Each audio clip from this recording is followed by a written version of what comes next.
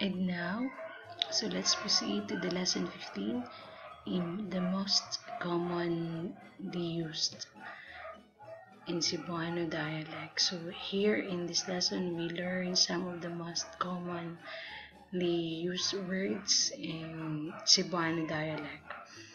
So here are in Cebuano, if you see bangko, in English that is chair. So bangko, chair.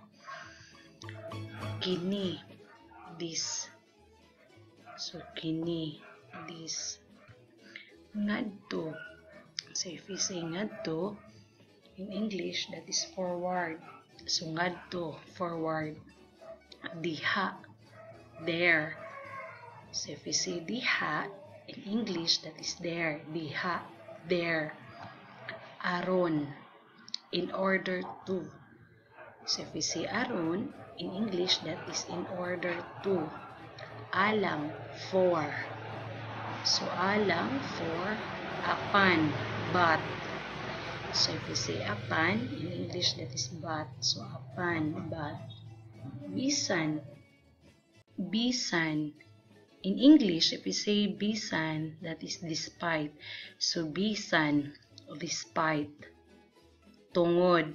So in Cebuano, if we say tungod, in English, that is because. So tungod, because. Uban. So uban in Cebuano, in English, that is companion. Uban, companion. Tanan. So if we say tanan, in English, that is all.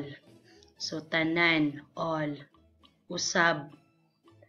So usab in English, that is convert. So usab, convert. Karon. So if we say karon, in English, that is current or present. Karon, current or present. Maingon. So mention. Maingon in English is mention. Balay. So balay in English, that is house. So balay, house. Katawhan.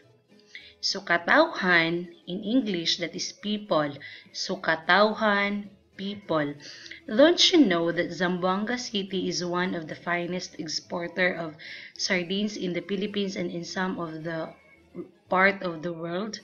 Prices for foods, fish are less compared to other cities. People who are living here are friendly and hospitable. Mindanao's best city, very young, a mix of different cultures, languages, religions, and many more.